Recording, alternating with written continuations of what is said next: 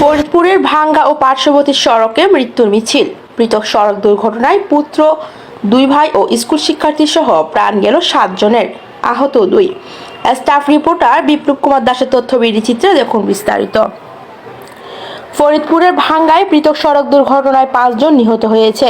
এই ঘটনায় গুরুতর আহত হয়েছে আরও 2 জন।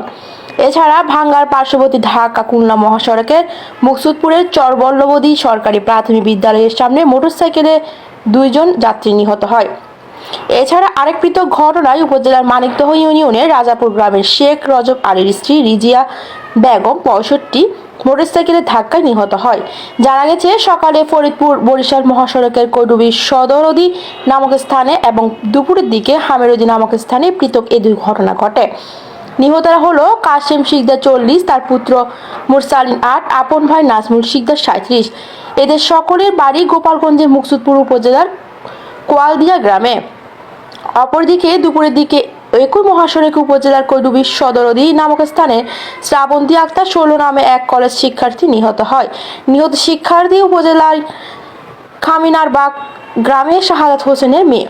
ভাঙ্গা হাইওয়ে থানার এসআই আব্দুল বাকি জানান, শনিবার সকালে ফরিদপুর বরিশাল মহাসড়কে পৃথক 2টি সড়ক দুর্ঘটনায় পিতা পুত্র, আপন ভাই ও স্কুল ছাত্রী নিহত হয়েছে। শনিবার বেলা 11টার দিকে ভাঙ্গা থেকে মোটরসাইকেল যোগে ফরিদপুর যাচ্ছিল পিতা পুত্র ও আপন ভাই। প্রতিমধ্যে ভাঙ্গা উপজেলার হামিরুদ্দিন নামক স্থানে পৌঁছলে বিপরীত দিক থেকে আসা একটি ট্রাকের সাথে মোটরসাইকেলের মুখোমুখি সংঘর্ষ হলে ঘটনাস্থলেই পুত্র মুরসালিন নিহত হয়। এই সময় গুরুতর আহত হয় আপন 2 ভাই কাশেম শিকদার ও নাজমুল শিকদার।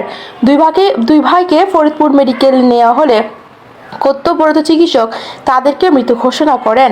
অপরদিকে একই মহাসড়কের সকালের দিকে ভাঙ্গা উপজেলার কৈরবি সদরদি নামক স্থানে ব্যাটারি চালিত ইজি বাইকের সাথে হানি পরিবহনের সংঘর্ষ হয়। সংঘর্ষে 3 জন যাত্রী গুরুতর আহত হয়। আহতদের ভাঙ্গা থেকে ফরিদপুরের স্থানান্তর করা হলে সেখানে চিকিৎসাধীন অবস্থায় স্কুল শিক্ষার্থী শ্রাবন্তী আক্তার মারা যায়।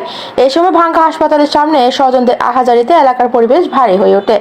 এছাড়া ভাঙ্গা উপজেলার পার্শ্ববর্তী মহাসড়কের মুকসুদপুরের চরবল্লবদী সরকারি প্রাথমিক বিদ্যালয়ের সামনে অজ্ঞাত পরিবহন মোটরসাইকেলকে চাপা দিলে তুষার ফকির 22 ও লারিজিনা বেগম 32 নিহত হয়।